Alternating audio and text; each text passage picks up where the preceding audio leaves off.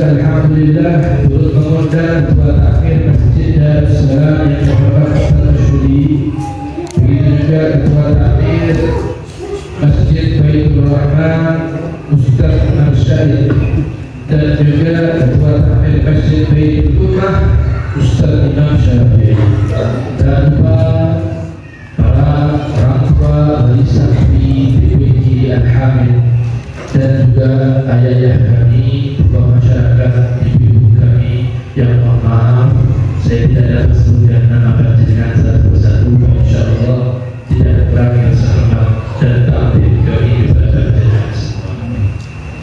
Pertama-tama syukur alhamdulillah, kita haturkan pujian yang tertinggi dan pujian yang berluhur kepada Allah Jalla Jalaluhu wa Ta'ala. Wabil khusus keberadaan kita di dalam majlis ini, di mana kita mengucap salam wassalam kepada Sayyidil Anam. Betul? Tadi harta-harta dari tim At-Taraqi mengiringi pertemuan kita dengan pembacaan salat dan salam. Tentu yang demikian insyaallah menjadi panggilan dahaga buat kita kelak yang berkiamat.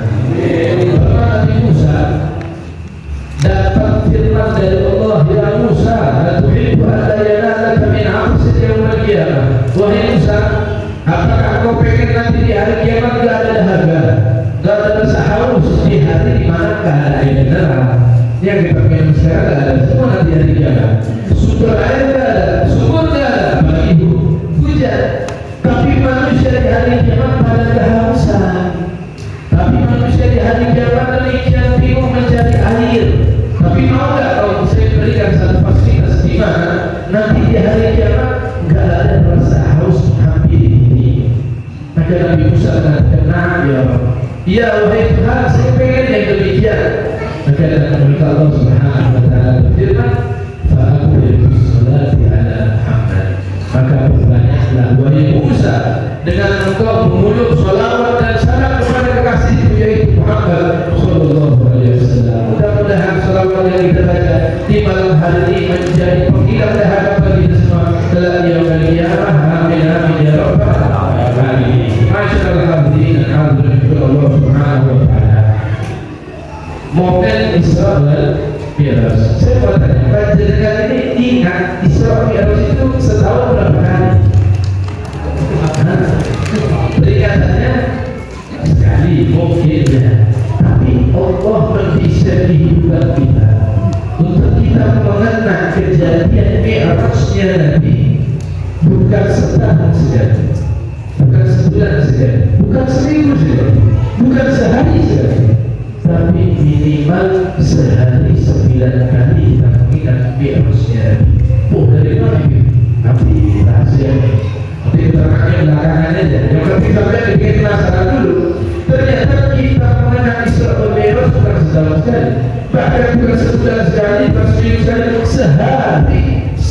kali. Dan Allah abadikan dari putra-putra terbaik kita dan putri terbaik kita, dan insyaAllah semuanya jadi yang terbaik. Melafazkan di dalam surat Al-Isra, Subhanalladzi asra bi'abdihi laylan minal masjidil haram ilal masjidil aqsa alladzi barakna hawlahu linuriyahu min ayatina innahu bis-sami'il basir. Berarti peristiwa Isra wal Mi'raj bukan hanya khayalan, bukan hanya gambaran, tapi benar-benar terjadi dengan nas Al-Quran, bahwasanya tadi disampaikan maknanya Allah menjalankan kasih-Nya dari Masjidil Haram ke Masjidil Aqsa. Berarti benar adanya nih Isra wal Mi'raj, benar ada. Dan Al-Quran akan senantiasa ada, bukan hanya sampai yang mulia. Jadi peristiwa kejadiannya Nabi Isra wal Mi'raj bukan hanya dikenang di masa kehidupan, bukan hanya dikenang ketika dunia masih ada, tapi walaupun dunia hancur, semua orang telah di yaumil qiyamah memasuki surganya Allah bagi orang-orang mukmin dan sukses, insya Allah kita termasuk di antara mereka. Di dalam surga pun orang-orang sibuk baca Al-Quran. Berarti manusia di dalam surga masih mengenal Isra wal Mi'raj. Saya dan panjenengan mungkin banyak mengenal bahwasanya kejadian Isra wal Mi'raj karena beliau sallallahu alaihi wasallam kehilangan dua manusia yang juga berjasa besar bagi beliau. Support sistem internal meninggal dunia, Sayyidah Khadijah yang membantu perjuangan beliau, membesarkan hati beliau, meningkatkan semangat beliau di dalam rumah. Ketika pulang seorang laki-laki habis kerja susah payah, pulang ke rumah banyak-banyak tak support atau beres. Karena kalau sudah pusing di luar dan keluar ditanya-tanya pakai pusing. Itu Nabi Muhammad dulu. Kalau lagi banyak beban di luar, masuk rumah disambut sama istrinya yang salihah, Sayyidah Khadijah, setengah kesusahan hilang. Lihat wajahnya saja, berbeda wajahnya. Dan ini juga cara pendidikan bagi istri-istri yang menginginkan suaminya merasa syukur dengan keberadaan dirinya. Lihat Sayyidah Khadijah, kalau datang ke rumah, suaminya kalau banyak masalah, mukanya sudah beda. Wahada istri kurung, sampai ini, kan itu sudah itu yang laki sudah kepikiran, makin don kalau berbeda. Tapi tidak Sayyidah Khadijah bersama Nabi dengan senyuman, hilang setengah masalahnya Nabi. Kemudian Sayyidah Khadijah tak tanya, tapi tidak ya Rasulullah, saya yakin panjenengan orang baik, orang saleh, orang benar. Dan mungkin Allah akan nyanyikan panjenengan, pasti Allah akan dukung sampai, pasti Allah akan menangkan sampai. Tidak usah ditanyai, tapi didoakan dan disupport. Maka semua kesusahan Nabi ketika bertemu dengan Sayyidah Khadijah tidak. Masya Allah, panjenengan sendiri Sayyidah Khadijah di antara 4 wanita terbaik bukan hanya di bumi, tapi di alam semesta. Ternyata ada beliau akhlaknya Sayyidah Khadijah ada suami Khadijah. Orang tidak ada masalah. Ini belum ini nanti ini itu masalah belum oke, kita harus sebagai di dalam masalah beda. Tapi kalau sampai support, sampai jadi seperti Sayyidah Khadijah, wanita yang terbaik di alam semesta ini. Sayyidah Khadijah meninggal dunia di tahun ke-10 setelah pengangkatan Nabi. Kalau nggak salah umurnya Nabi umur 50 tahun, karena diangkat sebagai seorang putusan umur 40 tahun. 10 tahun setelah meninggal Sayyidah Khadijah berjuang mati-matian dengan Nabi, Allah cabut kekasihnya yaitu Sayyidah Khadijah ditambah support sistem internalnya Nabi meninggal. 31 support sistem eksternal yang bagian luar. Siapa? Abu Thalib, pamannya dia yang merawat Nabi sejak kecil sampai dewasa, sampai berdakwah. Abu Thalib selalu tegar dan berdepan, melindungi dan menyupport dan membantu Nabi Sallallahu Alaihi Wasallam. Sampai-sampai di beberapa kitab kaum Muslimin mereka mengupas bahwasanya Abu Thalib dia adalah seorang yang beriman tapi menyembunyikan keimanannya.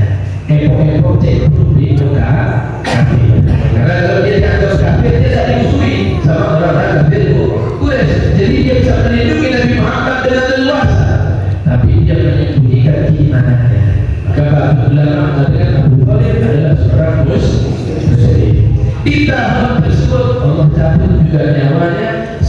ketiga ketika Abu Talib makan berhadapan dengan Allah Jalla Jalaluhu manusia.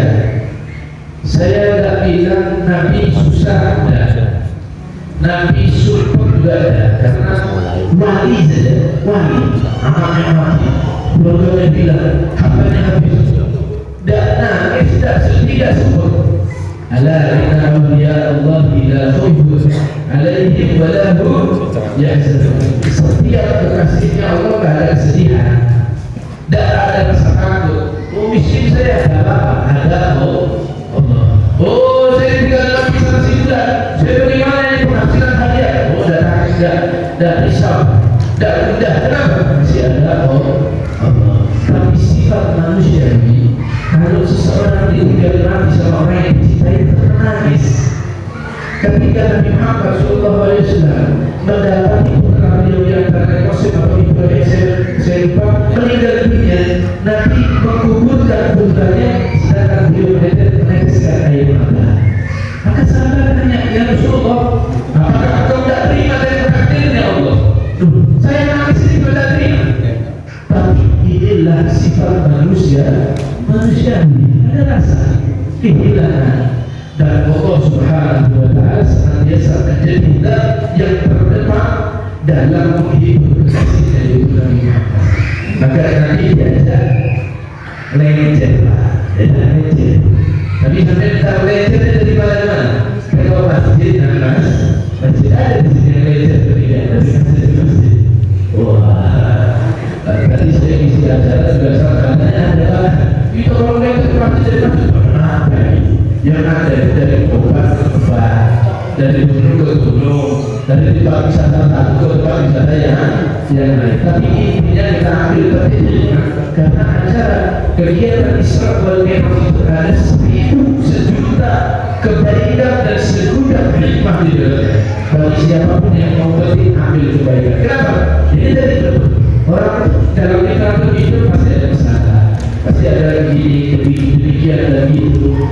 Maka kasih saja buat Tuhan, dia pemandangan seperti Allah lakukan kepada kasihnya itu Nabi Muhammad. Ini alasan umum. Kita mengenal Isra Mi'raj ya karena Sayyidah Khadijah meninggal dunia, Abu Talib meninggal dunia, Nabi Muhammad sendirian. Hanya Allah lah yang akan membantu dirinya.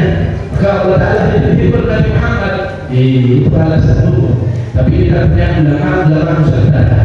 Al-Imam An-Nawawi Al-Battani yang dalam kitab namanya Nurul Bala fi Syarh Aqidatul Awwal. Ulama dari negeri kita, beliau alim luar biasa, beliau mensyarahkan, menjabarkan kitab Aqidatul Awwal. Beliau membawa riwayat yang berbeda. Salah satu alasan Nabi Muhammad Isra wal Mi'raj bukan hanya karena meninggalnya Sayyidah Khadijah dan meninggalnya Abu Talib, tapi ternyata ada alasan lain. Apa alasannya? Ternyata ada perbincangan antara bumi dan langit. Nah, tidak sama acara berbeda ini juga. Tapi perbincangan itu sebagainya. Kita dulu boleh.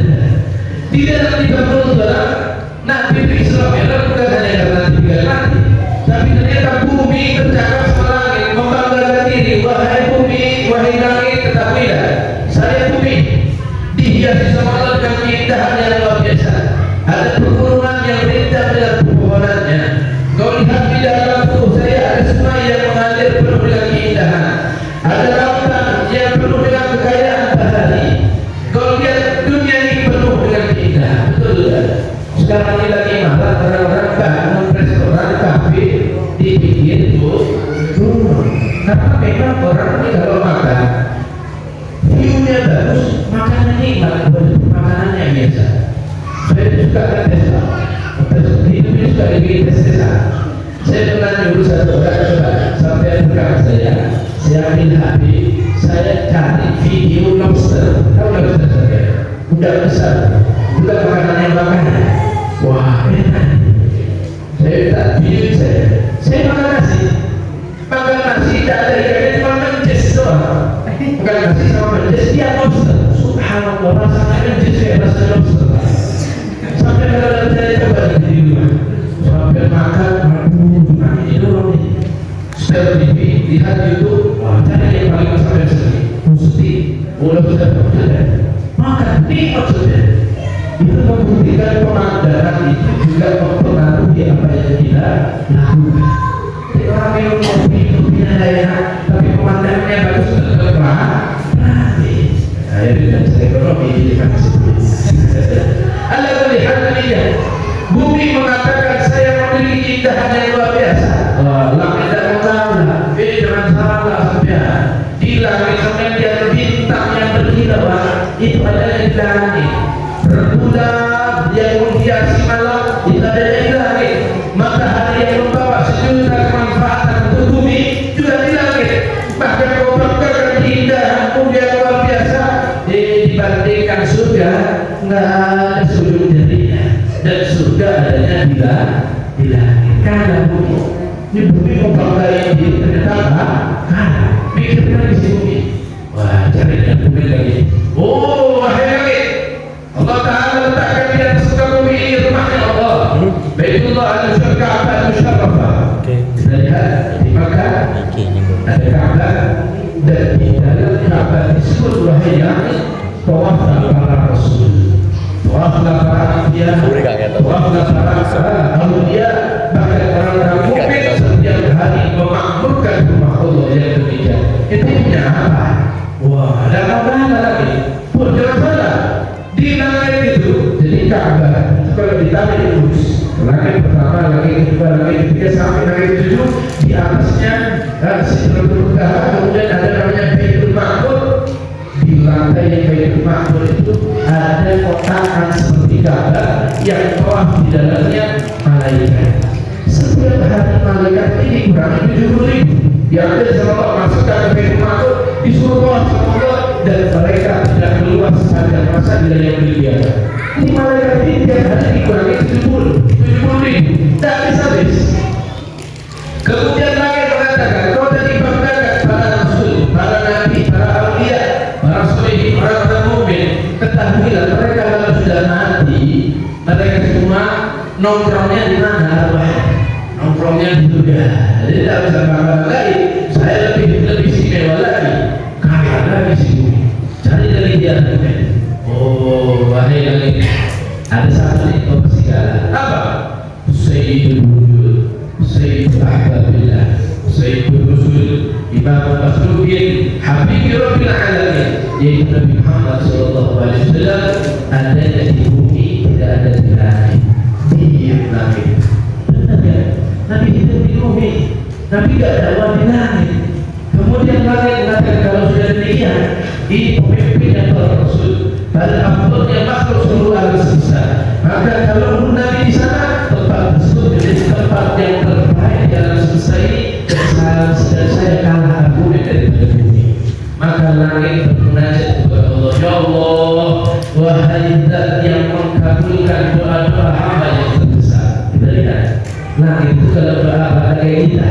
Kalau kita bersurat, Allah masuki, Allah masuki, Allah makarin juga, langsung minta sama Allah. Tapi kalau langit tidak. Dan begitu juga kalau misalnya kalau ngaji kita, kalau berdoa puji Allah dulu.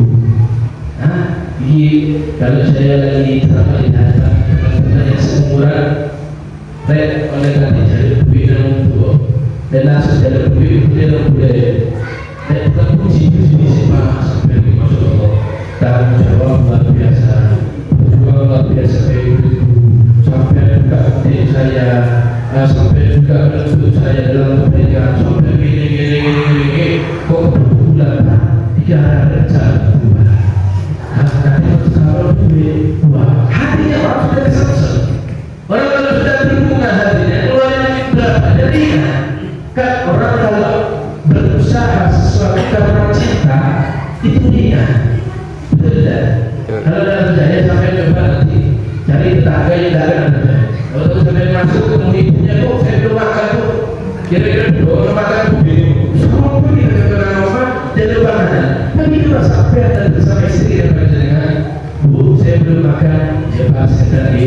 Siapa ada? Disiapkan. Tak apa. Belum makan. Apa seorang istri kok menyiapkan hidangan untuk suaminya? Apa? Karena cinta. Masa seorang anak masih kecil buang air sehari 5 kali, dan dia membersihkan, seorang ibu membersihkan kotoran. Kita kalau disuruh bersihkan kotoran anaknya orang lain beban, tapi kalau anak sendiri, wah ringan. Kenapa? Karena Allah letakkan cinta di hati seorang ibu kepada anak. Begitu juga langit. Ya Allah, wahai Zat yang mengabulkan doa-doa hamba yang terbesar, wahai Zat yang begitu rahmat, begitu besar kasih sayangnya kepada makhluk seluruhnya, wahai Zat yang demikian ketika dipuja-puja, baru terakhirnya dia bilang, ya Allah, saya kalah argumen dari bumi. Panjenengan memberikan kemuliaan kepada bumi dengan adanya Nabi Muhammad menapaki bumi, dan saya menginginkan kemuliaan seperti kemuliaan yang panjenengan berikan kepada bumi. Permintaannya pendek, tapi muji-muji Allah mahal luar biasa. Saya kalau dapatin bahasa orang zaman dahulu, kalau di buku tulis itu ada 12 baris, itu 1 sampai ke 9 itu isinya pujaan dan pujian kepada Allah. Berarti yang 10, 11, 12 baru permintaan. Maka Allah Subhanahu wa Ta'ala langsung mengijabah doa dari langit, mengatakan kepada Jibril, wahai Jibril, jemput kekasih Muhammad, cari pulangan terbaik di dalam surga, dan bawa dia jalan-jalan ke langit. Berangkat lagi Jibril, datang ke dalam surga, waduh, buruk ini banyak. Tunggangan itu banyak yang paling mahal buruk, dan buruk diambil kata dari berarti itu kilatan terakhir. Jadi buruk itu kalau mau menuju satu lokasi, dia bisa sampai ke lokasi tersebut dalam waktu 1 detik. Sejauh apa? Sejauh pandangan pandangan saja bulan sampai ke bulan. Kalau naik buruk 1 detik sampai bulan. Jadi sejauh mata pandang dia akan sampai ke titik tersebut dalam waktu 1 detik. Malaikat Jibril masuk juga buruknya banyak. Mungkin buruk-buruknya kita juga cari malaikat Jibril mana yang terbaik. Ada yang bijak, ada yang makannya banyak. Ya rata-rata yang gembira karena hewan. Walaupun hewan kalau masuk surga ya bahagia, tapi dia dapati 1 buruk dalam keadaan sedih, termenung, kemudian menangis. Bedain sama yang lain. Dan dia tidak mau makan. Tidak pergi sama malaikat Jibril, wahai makhluknya Allah, apa yang terjadi pada dirimu? Maka si buruk tersebut mengatakan, wahai malaikat Jibril, dulu 70.000 tahun yang lalu, wa inna yawman 'inda rabbikum ka'alfi sanatin ta'udun. 1 hari menurut Allah, ukuran akhirat 1 hari itu sama seperti 1000 tahun di dunia. Lah kalau 70.000 tahun di sana, berapa juta tahun di sini? Anak-anak suruh pakai keluar apa? Ngitung itu 233 10. Oh, di 10 ini. Nolnya dah keluar nolnya. Kenapa? Karena nolnya terlalu banyak. Mungkin keluarnya tidak mampu dia. Kalau lihat, ditanya sama malaikat Jibril, kenapa kau menangis demikian? Karena 70.000 tahun yang lalu dikumandangkan nama Muhammad. Saya tak kenal sama Muhammad, tapi tahu-tahu bergerak hatiku dan muncul kecintaan dan kerinduan yang besar. Karena saya cinta dan rindu makan dan nafsu. Orang kalau lagi kasmaran juga, menang muda. Kalau lagi jauh sama yang kecil, dia tidak makan dan nikmat, aktivitasnya asik. Sama nih, dia nangis, ini nangis 70.000 tahun dia. Ini dah makan 70.000 tahun dia. Karena saya tiba-tiba jatuh cinta dengan nama Muhammad Sallallahu Alaihi Wasallam. Maka bahasa kita malaikat Jibril bilang, botol ketemu oh berbalik ini pas. Ayo tak jadi sekarang kau menemui siapa orang yang kau cintai, jemputlah Nabi Muhammad Sallallahu Alaihi Wasallam. Dari Makkah perjalanan ke Baitul Maqdis, ternyata kalau langsung duduk masjid, ternyata Nabi mampir. Pertama beliau mampir ke kota Madinah Al-Munawwarah. Malaikat Jibril bilang, ya Rasulullah, ini Madinah nanti tempat hijrahnya panjenengan, tempat yang penuh dengan keberkahan. Panjenengan sholat 2 rakaat, dia sholat 2 rakaat. Lanjut lagi perjalanan, ya Rasulullah, ini kita sudah sampai di mana? Di Bukit Tursina, Bukit Suci. Yang Nabi Musa kalau naik bukit ini harus tempat sadar dulu. Ini tempat tegak, panjenengan turun, panjenengan sholat 2 rakaat. Lanjut lagi sampai ke Baitullah ini. Bethlehem. Ya, kalau Bethlehem kan tak ada sih. Jadi kalau Baitul Lahir itu Baitul Lahir, rumah lagi tempat lahirnya Nabi Isa. Ini tempat keberkahan, tempat lahirnya Nabi Isa. Panjatkan sholat 2 rakaat. Nah, jika saja kita ambil keberkahan di tempat-tempat orang-orang soleh, dan panjatkan kalau bisa beribadah di sana. Jadi misalnya panjatkan sholat ke rumahnya Kiai Hamid Nasrullah, kemudian dipersilakan panjatkan masuk kamarnya Kiai Hamid, panjatkan ambil berkah sholat 2 rakaat. Mengajar di sana, baca zikir seperti yang dicontohkan oleh Nabi Muhammad SAW. Nabi Muhammad ini pusatnya berkah, tapi masih mau ambil berkah. Sallallahu alaihi wasallam. Sampai di Baitul Maqdis ternyata beliau ya. Nah itu kalau parkir juga takut, masuk tidak.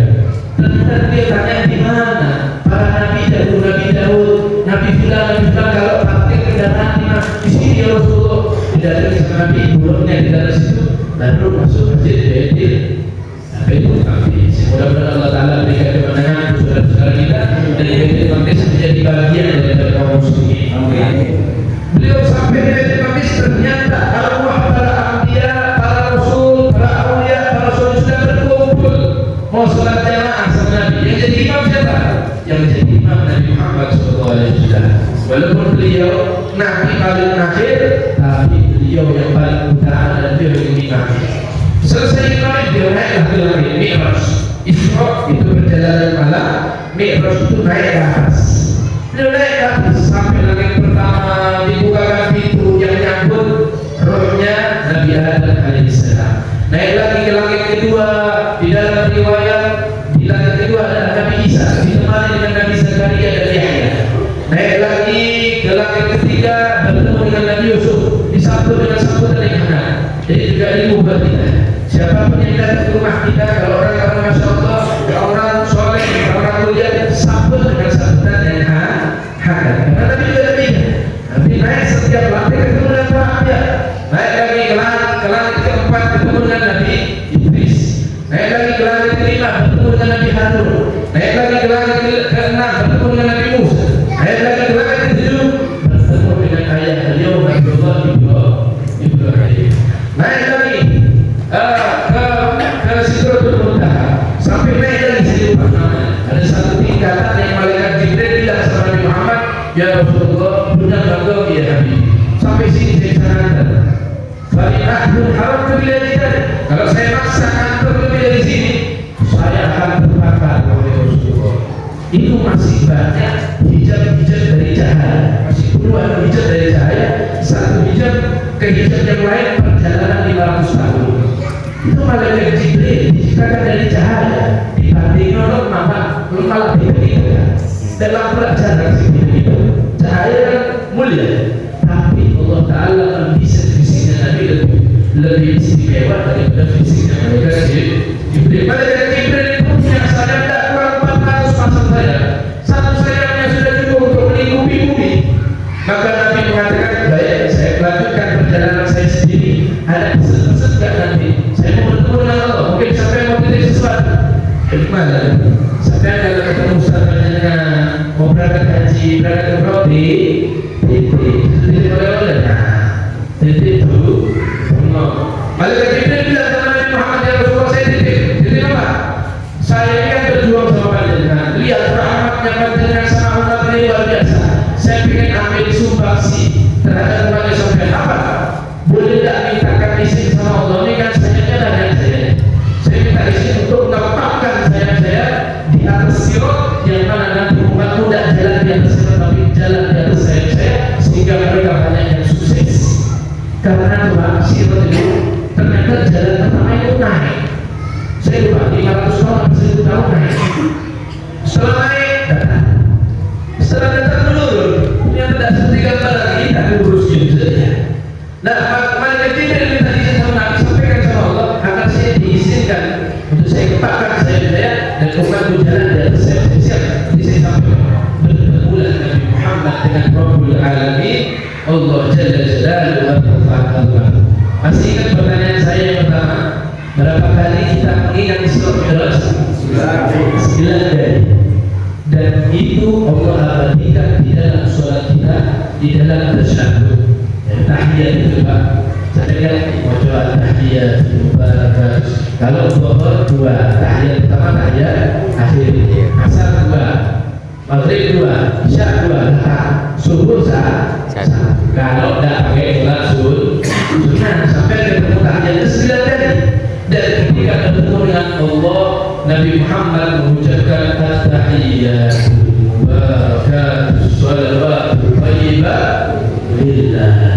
Jadi Allah berikan di dalam sholat kita. Siapa yang tinggal ini pasti sholatnya tidak sah, ditolak sama Allah. Kalau tidak percaya, maka Allah wajibkan semua sholat harus seperti ini untuk memenang Nabi Muhammad. Kenapa kalau kita lihat nanti bisa Nabi bertemu dengan Allah, ya Allah sebaik-baiknya salam yang penuh dengan keberkahan dan juga sholawat yang penuh dengan kebaikan milikmu, bukan untukmu. Jadi bukan Nabi datang assalamualaikum. Dan assalamualaikum itu doa, pokok-pokok selamat dan assalamualaikum dibahas. Nah, maka Nabi mengatakan keselamatan, sebaik-baiknya salam, seluruh keberkahan, seluruh sholawat, seluruh kebaikan miliknya engkau ya Allah. Maka Allah membalas, assalamu alayka ayyuhan nabiyyu wa rahmatullah wa barakatuh. Wahai Muhammad, keselamatan atas engkau, beginilah berkahnya Allah dan rahmatku untukmu. Maka Nabi Muhammad mengucapkan apa? Assalamu alayna wa ala ibadillah sholihin ya Allah. Jangan selamat buat saya saja, jangan, tapi buat kami semua. Siapa yang diingat? Ngomong kecamatan suku ini, kita orang ini benar. Jadi Nabi pengen kita selamat juga. Ya Allah, selamat itu untuk kita semua, untuk saya, umat saya. Wa ala ibadillah sholihin, dan juga hamba-hambamu yang soleh. Jadi Nabi dalam kenikmatan yang tertinggi masih ingat sama kita. Maka Allah mengharapkan kita sholat kalau tidak ingat sama Nabi Muhammad. Jadi kita harus ingat juga sama Nabi Muhammad. Kita ingat ya Allah, sholat yang Nabi ini dia abadikan di dalam sholat kita supaya kita tidak lupa kalau Nabi tidak pernah lupa sama kita. Kemudian singkat cerita, Nabi terbesit di dalam hatinya, ini kenikmatan yang mulia, saya bisa berjumpa dengan Allah, kenikmatan yang tertinggi, lebih nikmat dari surga dan sisinya, yaitu berjumpa dengan Allah. Beliau tidak pisah dengan Allah, tapi mikirin umat. Dan itu ngomong sebelumnya berbeda tinggal. Misalnya tempat balik ngomong kita bingung dah. Nabi kepikiran, dilema, mau balik, ya enak, tidak balik yo. Model-model kita ini harus dibimbing. Maka Allah Ta'ala ya'lamu ma fi sudur. Allah Ta'ala tahu apa yang di dalam hati. Allah berfirman kepada Nabi Muhammad, ya Muhammad, al-halatu allati syahidtaha al-an qad ja'altuha laka fi sudur. Wahai Muhammad, kenikmatan sekarang yang kau rasakan, kelezatan yang berjumpa dengan saya, tak bungkus no sampai bisa nikmati kenikmatan ini di dalam sholat. Berarti sholat itu hadiah apa berbeda? Hadiah. Sholat tadi Allah juga zakat, haji, puasa itu lewat malaikat Jibril semua. Tapi kalau hadiah istimewa diberikan sendiri. Sampai mau bangun nanti, usul bangunan mau bangun asrama anak-anak ini, sampai uang 600 juta, usul sampai di situ kiri orang sampai buat ini, buat ini berarti bukan dijualin sama. Sholat ini sesuatu yang luar biasa. Maka Allah sampaikan langsung kepada Nabi Muhammad, beda dengan berita-berita yang lain lewat malaikat Jibril. Nah, tidak bersolat 52 waktu hadiah pakai terima senang bunga. Akhirnya saya bisa berjumpa dengan Allah 50 kali dalam satu orang lagi. Tidak setengah turun di Jakarta sama Nabi Musa. Nah, seperti yang kita ketahui yang umum. Kenapa Nabi Musa tidak? Ya, karena Nabi Musa mengatakan Muhammad kasih apa? Kasih sholat 50 waktu. Wah, sederhana model-model buku ceking gak mampu.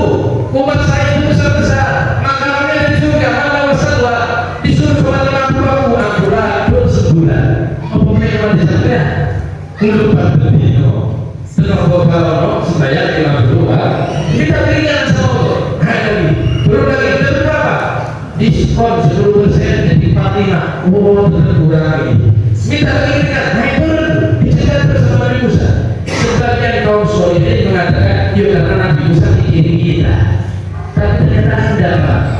bukan karena itu. Nabi Musa aslinya tidak pernah urusan sama kita, tapi Nabi Musa lagi berlezat-lezat memakai wajah Nabi Muhammad.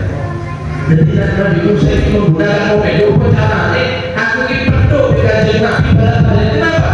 Karena di dalam kitab Taurat Allah mengucap sifat Nabi Muhammad itu luar biasa. Sampai Nabi Musa pernah minta, ya Allah saya baca di dalam kitab Taurat hubungannya Nabi Muhammad ini luar biasa, dan setiap keistimewaan yang kau berikan terhadap umat tersebut saya minta kau dan kau berikan. Kalau gitu saya syahid amal-amalan. Jenderal itu kita itu di sini kan jenderal-jenderal. Aku tak terima dengan Nabi Muhammad. Jadi Rasulullah dari Nabi dibuat Nabi daftar untuk jadi umatnya Nabi Muhammad. Ternyata apa kata Allah? Abadi dalam Al-Quran, ya Musa, inni stofaituka ala nasi bisalati wa bikalami fakhudh ma atiku wa kun min asy-syakirin. Musa, aku pilih dari manusia seluruh alam semesta, kau saya pilih orang yang saya menjadi seorang rasul dan bisa bercakap dengan saya. Ambil bagiannya panjenengan, sudah itu kamu dan jadilah kau orang-orang yang bersyukur. Nabi Musa ditolak dan panjenengan orang sih proposal dengan Nabi Rasulullah daftar jadi umat Nabi. Ya, dan tapi semuanya jadi umat Nabi yang perlu disyukuri. 9 kali Nabi naik turun sampai diterima. Nabi Musa bin Nabi Timo. Wah, tetap bisa bener gak? Saya tidak sebenarnya. Saya betul lah. Ini betul dengan Allah. Ini fasilitas, bukan beban. Orang kalau dikasih fasilitas itu nikmat atau malah susah? Malah senang. 5. Terus Nabi bilang, wahai Musa, aku sudah berdiri sama ini. Waduh, isi Nabi bisa mau bilang satu sholat wakil 10, jadi 50 guys. Nah, Nabi Musa berlesan-lesan dengan Nabi Muhammad berkali-kali. Itu nikmatnya kita memandang wajahnya Nabi Muhammad. Turun Nabi Muhammad ke bumi, singkat cerita, setiap mau masuk waktu sholat, Nabi Muhammad itu bilang sama Sayyidina Bilal, dia Bilal, wahai Bilal, senangkan hati saya, lebur matiku, bunga matiku, dengan apa? Dengan kau segera mengumandangkan azan, supaya saya segera sholat dan merasakan kenikmatan seperti dia. Terus coba dari neraka, kau jadi cinta saya, kau bisa asal. Waduh, kau bisa asal. Dulu, kau bisa senang bisa tidak. Tapi kalau Nabi mau masuk waktu sholat malah bunga kan? Karena itu fasilitas seseorang bertemu dengan Allah dan merasakan kenikmatan. Di dalam kitab Tafsir Sohi, kalau panjenengan sekalian Allah Akbar, kemudian panjenengan baca Alhamdulillahirabbil alamin, itu Allah Taala panggil malaikat, wahai malaikat lihat hambaku sedang memuji saya. Ar-Rahmanir Rahim, dulu jangan lagi dia memuja saya. Maliki yaumiddin, sekarang dia mengagungkan saya. Dia kena wa dia kena saya. Sekarang dia bikin pernyataan kalau dia tidak akan menyembah dan meminta pertolongan kepada saya. Ihdinas siratal mustaqim, yang meminta kepada saya akan berikan siratal ladzina an'amta 'alaihim ghairil maghdubi 'alaihim waladdallin. Yang lebih dari itu, wahai malaikat, saya akan berikan. Karena supaya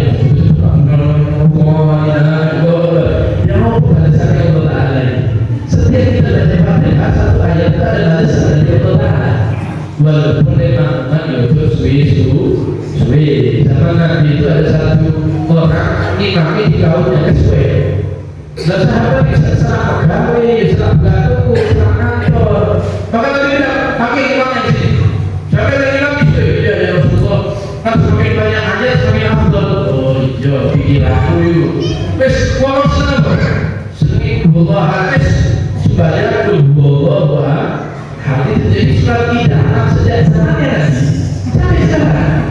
Sampai kalau mau jadi imam yang dicintai itu dinamil ayat tiba Allah memang kalau makan suwe karena hajatnya orang ini masing-masing, apalagi masuk Quran yang sudah berada di ketinggian itu imam itu juga ada masjid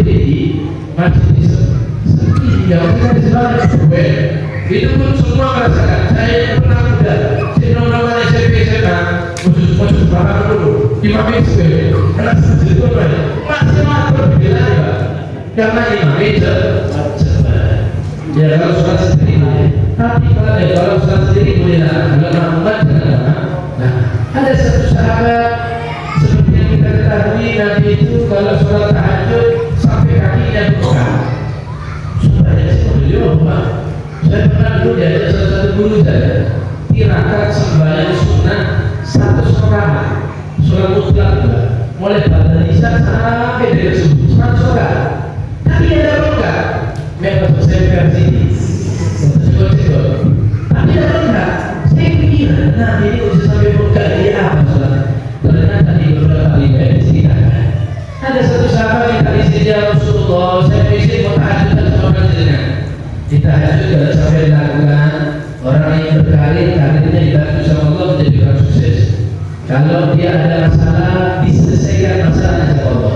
Kalau dia dimusuhi sama orang, Allah Ta'ala yang menjadi pegangan pertama bagi dirinya, yang ada di pihak yang ada di depannya diri. Jadi panjangan kalau mau sukses dunia dan akhiratnya, usahakan tahan tahajud, kunci kesuksesan yang paling penting. Sholat malam setelah tidur disiapkan sampai tidur sebelum subuh bangun, wudu sudah disunatkan tahajud. Ada satu sahabat yang suruh tahajud sampai siap. Nanti malam berpusat saya di sini. Dapat dia. Siap ya, bangun di belakang saya. Tapi tak bangun. Di seperti kita. Bismillahirrahmanirrahim. Alhamdulillahirrahmanirrahim. Wallahul amin. Dibikin saat atau bina lah. Atau dua orang yang tersaat. Lalu ternyata Nabi Bismillahirrahmanirrahim. Alif lam mim. Dzalika kitabul la raiba fiih. Waduh, apa orang ini? Kira-kira oh, baik 100. Setelah 100, makmumnya sudah siap-siap merokok. Nabilah, lanjut. Oh, jatuhkan 200. Setelah 200 siap-siap merokok. Lanjut lagi Nabi. Oh, dipasang sampai selesai 2 juz setengah. Berapa lebih ya? 2 juz lebih. Siap merokok. Bismillahirrahmanirrahim. Lagi surat surat Ali Imran. Nabi nambah mana? Surat Imran gak pede dulu. Mari kita selesai Nabi selesai. Alhamdulillah Imran itu Bismillahirrahmanirrahim surat An-Nisa. Diborong nih. Ojo hataman Nisa. Lanjut lagi surat An-Nisa selesai. Dipikir mau dulu. Nabi lagi surat Al-Maidah. Sampai berapa sudah? Hampir 7 juz. Sampai baca duduk saja 7 juz berusaha bebas. Berapa jam itu? Ternyata berdirinya Nabi kalau tahajud 4 surat 7 juz. Akhirnya selesai surat Al-Maidah rukuk. Wah, akhirnya ini rukuk senang. Dipikir rukuk itu orang. Sama Allah pikirannya ternyata rukuknya Nabi lamanya sama seperti berdirinya Nabi Muhammad SAW. Makanya Sayyidah Aisyah itu pernah datang Nabi Rasulullah sampai begini, berdosa saja saya yakin orang maksiat keterledakan kaki tahajud itu juga gitu lah. Tapi Nabi sampai begini dia mau berdosa, sudah sakit dulu, les bayar begini sampai Sayyidah Aisyah sampai Rasulullah sampai demikian. Maka Nabi Muhammad mengatakan tak boleh saya jadi orang yang bersyukur. Dan kau tahu saya sholat itu akan sabar. Oh tidak lagi. Dan sampai tahu saya kalau sholat ini berdoa. Mau saya doakan? Mau ya Rasulullah. Saya Aisyah sehubungan. Mau doakan saya. Ya Allah, ampunilah Aisyah terhadap dosa-dosa yang pernah dia lakukan maupun dosa-dosa yang akan datang. Terhadap dosa-dosa yang mungkin dia lakukan terang-terangan maupun dosa-dosa yang pernah dia sembunyikan. Pokoknya kafir ya Allah. Itu Sayyidah Aisyah terdengar mereka saya mata. Senang. Terus Nabi Muhammad SAW katakan, benar di sebelahnya saya panjatkan doa ini untuk umat saya. Jadi sebelahnya saya mau lebih berubah. Itu kayak gitu orang. Dia mau surga juga. Minta khusus Nabi SAW. Jadi sholat adalah fasilitas buat hamba bertemu dengan Allah. Paling dekatnya seorang hamba dengan Allah ketika sujud. Sampai curhat dari manusia, no masalah, no urusan. Di mana orang dosa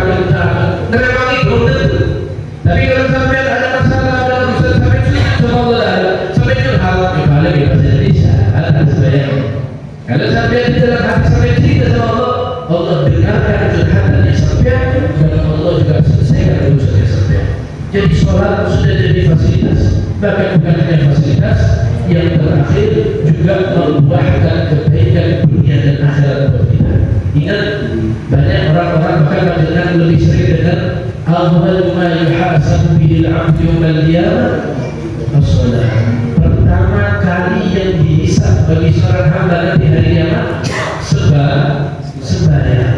Nanti bilang kalau malaikat nanti periksa, oh sembahyangnya cakep, oh sembahyangnya bagus, umat sudah tidak usah diperiksa lagi, tidak betul, tidak usah diperiksa omongannya, tidak usah diperiksa amalannya, kasih cap orang sukses, kasih amalannya, kasih kita catatan amalnya dengan tangan kanan.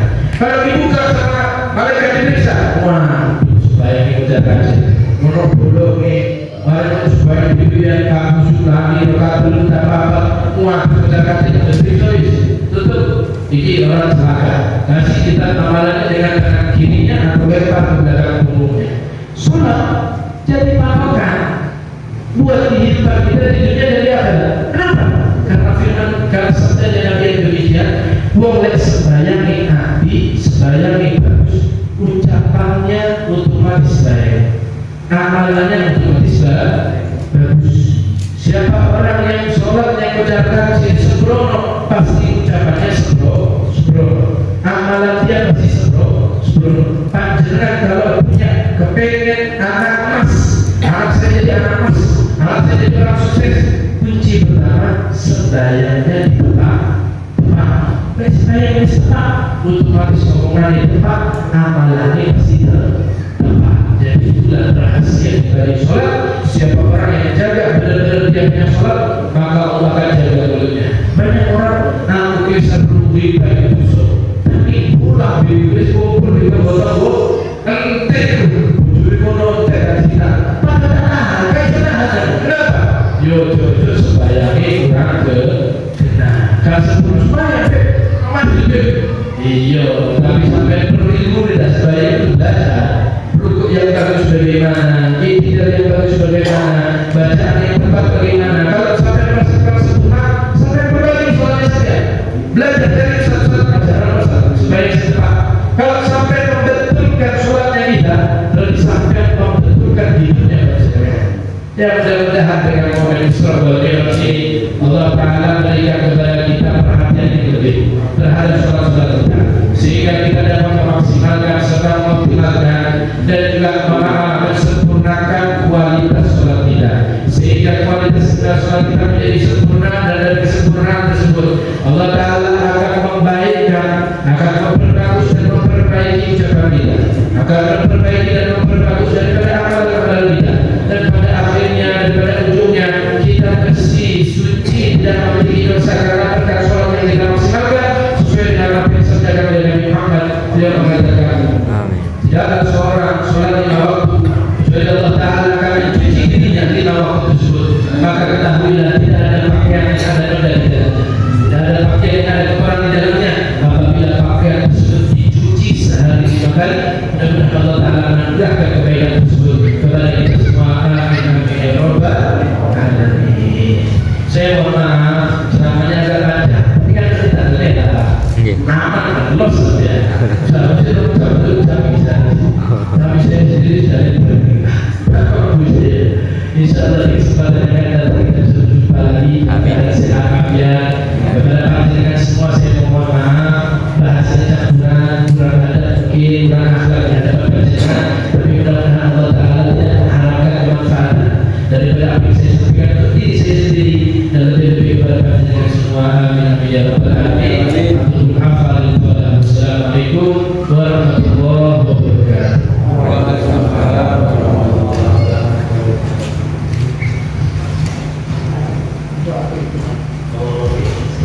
Mari kita berdoa bersama-sama untuk kesehatan kita, kesehatan kaum muslimin, khususnya kepada negara kita dan juga saudara-saudara seiman kita di mana mereka berada, dari Rohingya, dari Palestina, dari India, dari seluruh penjuru dunia yang mereka masih dapat tekanan, masih dapat kesusahan, kesulitan untuk menjalankan apa-apa yang tidak mereka jalankan daripada syariat Nabi Muhammad.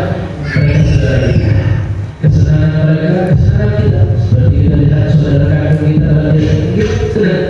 Kalau saudara kandung kita susah, kita ikut susah.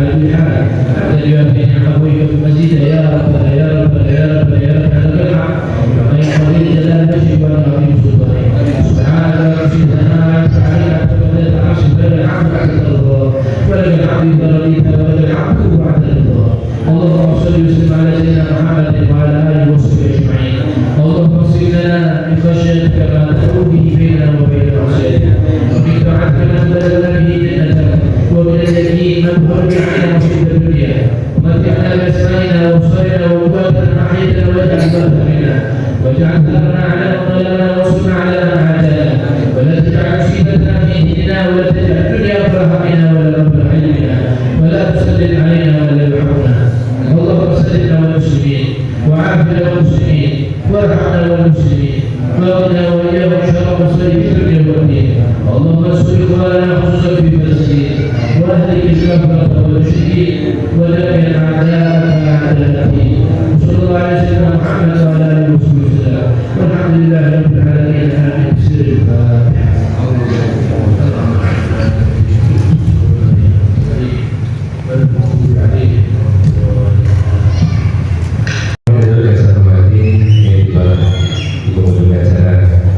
Alhamdulillah rangkaian sudah kita lakukan bersama. Sebelum ditutup kami sebagai pemandu acara Isra Mi'raj di Masjid Al-Hajjah ini